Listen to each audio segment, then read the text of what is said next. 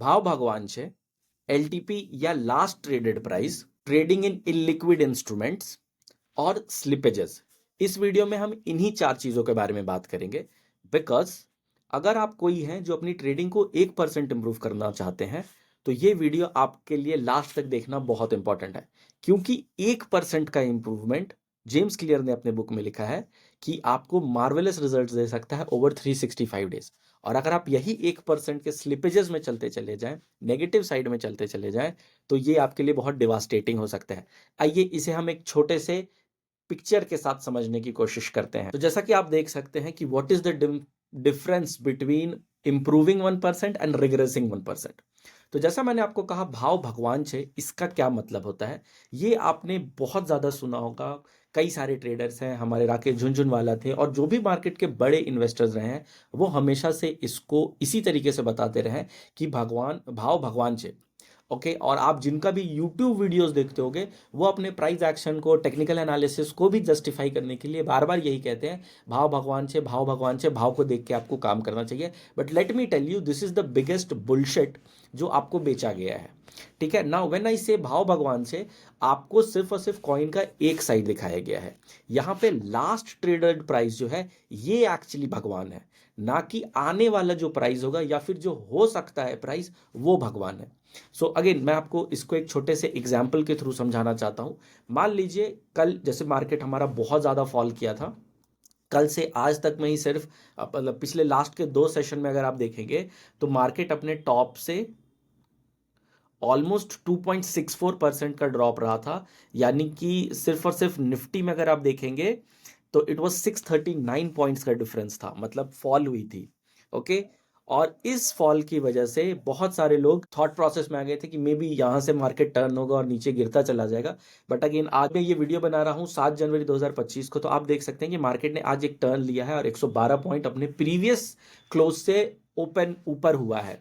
Now when I से, क्योंकि कल मार्केट बहुत फॉल कर रहा था and people were very very optimistic कि मार्केट और नीचे गिरेगा, या फिर इन अ वे पेसिमिस्टिक कि मार्केट में अब कुछ भी अच्छा नहीं हो सकता है, they kept on buying different instruments. और इसी एक इंस्ट्रूमेंट की बात मैं आपके साथ करना चाहता हूं। सो कल मैंने एक फिन निफ्टी मंथली की ऑप्शंस खरीदा था। आप में से कई सारे लोगों को पता होगा कि सेबी के नए रूल के बाद हमारा जो निफ्टी फिन निफ्टी है वो वीकली में ऑब्सोलीट हो चुका है और सिर्फ और सिर्फ अब मंथली कॉन्ट्रैक्ट्स उसके बच गए हैं।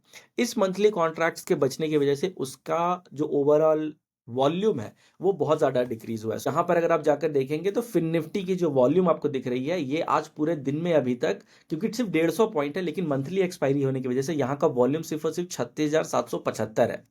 वहीं पर अगर आप यहां पर देखें निफ्टी का जो इस वीक एक्सपायरी है वीकली, वहां सिर्फ और सिर्फ अभी अभी बज रहे हैं गाइज, सिर्फ 11 भी नहीं बजे हैं और इसका वॉल्यूम 2,17 लाख हो चुका है। सो ये इलिक्विड हो जाता है, सॉरी ये लिक्विड हो जाता है। सो अगेन इसमें मैं आपके साथ जो चारों कॉन्सेप्ट शेयर कर रहा हूं ये आइसोलेशन में उतना मतलब नहीं रखते जितना इनको अगर आप एक साथ जोड़कर देखें तो आपको ज्यादा बेहतर समझ आएगी। So now let me give you an example. जब कल मैंने अपनी एक स्ट्रैटेजी के लिए फिन निफ्टी के 23,250 का एक पुट खरीद रखा था जो कि मेरे ट्रेंड फॉलोइंग पे था, क्योंकि मार्केट कल बहुत ज्यादा फॉल किया था तो मुझे उस पर एंट्री मिली थी and it was going great. Okay so यहां मैं आपको ले जाकर दिखाता हूं, ये मेरी शीट है जिसपे कि मैं उसको कोड करता हूं। Let me make it little bigger so it is visible. So 269 rupees per मैंने उसे बाई किया था। आज सुबह वो 345 के आसपास था if I am not wrong, okay, before around when the market opened. और मुझे 3752 रुपए का इस पे प्रॉफिट दिख रहा था because I was working on 2 lots. Alright, लेकिन जब ये क्लोज्ड ऑफ हुआ तो मुझे 291 का प्रॉफिट हुआ। तो कायदे से अगर देखें तो उसको निकलना चाहिए था समवेयर बिटवीन 345 या फिर उसके अराउंड, लेकिन ये निकला 291 पर। इसे स्लिपेज कहते हैं।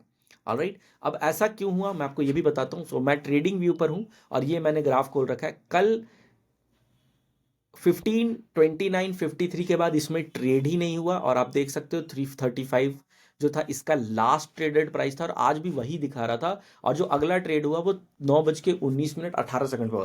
गाइस मैं ही पहला बंदा था जिनका ये ट्रेड हुआ बिकॉज मैंने 2 लॉट पर कर रखा था। ओके और अगर आप 2 लॉट पर देखोगे इसके जाकर तो 50 की क्वांटिटी है, पहला क्वांटिटी ही 75 का था। ठीक है, सो उस कैंडल पे अगर आप देखेंगे तो यहाँ आप वॉल्यूम देख सकते हैं 125 का है। 25 मैंने अपने 2 अकाउंट से लिया था, तो 50-50 100, और 25 हमारे कम्युनिटी मेंबर है, उन्होंने शायद खरीदा होगा, जो इसी टाइम पे निकलते हैं, तो वो। तो मुद्दा ये है कि कल भले जो भी प्राइस थी, जैसा मैं आपको करंटली एग्जांपल दे रहा था, कि अगर मान लेते हैं 1000 रुपए की कोई चीज बिक रही थी कल, लास्ट ट्रेडेड प्राइस, तो आपको जो वहां पे प्राइस दिखाएगा वो 1000 रुपए दिखाएगा। बट नाउ लेट्स सपोज अगले दिन मार्केट ओपन होता है और कोई भी बंदा 500 रुपए से ज्यादा देने के लिए रेडी ही नहीं है उस कॉन्ट्रैक्ट के लिए, तो कोई सेल्स नहीं होगी। इसीलिए आज आप देख सकते हैं कि 9:19 तक कोई सेल नहीं हुआ, कोई भी ट्रांजैक्शन नहीं हुआ। वहीं 9:19 18 पर एक बंदा आता है और वो बोलता है कि 500 रुपए I think is the right price, let me take it, और वो let me give it this price. और जैसे ही वो ये प्राइस देता है, इन दोनों के बीच म्यूचुअली अंडरस्टैंडिंग आती है कि अच्छा 500 सही है, और आपका लास्ट ट्रेडेड प्राइस जो है वो 500 रुपए हो जाता है। This is what it means कि भाव भगवान छे। आपको ये सोचने की जरूरत नहीं है कि प्राइस कहां तक जा सकता है, कहां पे घूमेगा, क्या होगा, नहीं। जो दो लोग आकर आपस में म्यूचुअली अग्री कर गए, वही भाव है और वही भाव भगवान है। ये टेक्निकल एनालिसिस में जो कहा जाता है, जो एक बहुत बड़ा क्रैप है कि अगर यहां तक गया है तो ये दोबारा जाएगा, नहीं। Now let's suppose there are few people जिनको कहना है कि 1000 रुपए महंगा है, and there are few people who thinks कि 1000 रुपए सस्ता है। सो इन दोनों के बीच जब तक फाइट चलती रहेगी और दोनों एक म्यूचुअल अंडरस्टैंडिंग पर नहीं आएंगे, प्राइस डिसाइड नहीं होगा।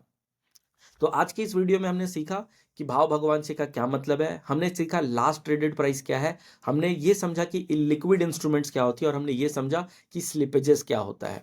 इलिक्विड इंस्ट्रूमेंट्स वो सारे इंस्ट्रूमेंट्स हो चुके हैं जिसपे लोग ज्यादा इंटरेस्ट नहीं लेते हैं, जहां पे हमें बहुत ज्यादा वॉल्यूम देखने को नहीं मिलेगा, ज्यादा हाथ नहीं बदलेंगे, बिकॉज एक सर्टेन प्राइस पे बहुत ही लिमिटेड लोग होंगे जो अपने शेयर्स बेच रहे होंगे या कॉन्ट्रैक्ट्स के साथ ट्रेडिंग कर रहे होंगे। इन 4 पॉइंट्स को अगर आप अच्छे से समझते हैं तो आपको समझ आएगा कि आपकी प्रोबेबिलिस्टिक थिंकिंग ही है जो आपको यहाँ पे विन करवा सकती है। अगर आप ओवर रिलाई करते हैं ऑन प्राइस एक्शन, या फिर आप ओवर रिलाई करते हैं ऑन टेक्निकल एनालिसिस, तो आपको ये बहुत ज्यादा चोट दे सकता है।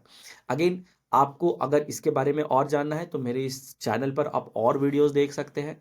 उसमें भी मैंने बिट्स एंड पीसेस में थोड़े थोड़े नॉलेजेस शेयर किए हैं जो मेरी अंडरस्टैंडिंग रही है पिछले 10 साल में, और वो आपके गेम को थोड़ा सा इंप्रूव कर सकते हैं। सो आई होप आपको ये वीडियो पसंद आई हो। अगर हाँ तो प्लीज लाइक करके शो करें कि आपको ये वीडियो पसंद आई है। कमेंट जरूर कीजिएगा आपके टॉप 4 पॉइंट्स जो भी आपने इसमें सीखा, and how you are going to implement it, because any knowledge which is not implemented is completely useless, worthless. और अगर आप कोई है जो पहली बार हमारे इस चैनल पे हैं तो वेलकम। बी पैसा वाइज पे हम लोग ट्रेडिंग को कैसे इंप्रूव कर सकते हैं, अपने मनी मैनेजमेंट को कैसे इंप्रूव कर सकते हैं, कैसे ट्रेडिंग को एक फुल टाइम जॉब बनाया जा सकता है या फिर एक फुल टाइम बिजनेस बनाया जा सकता है, उसके ऊपर बात करते हैं। तो यहाँ बने रहिएगा, मैं यहाँ पर रेगुलरली वीडियोस डालता रहता हूँ। अगर आप कुछ और भी सीखना चाहते हैं, किसी टॉपिक पर चाहते हैं कि मैं डिस्कस करूँ, तो प्लीज़ वो भी ज़रूर शेयर कीजिएगा। With that, this is Gaurav Kumar for B paisa wise. Thank you very much and see you.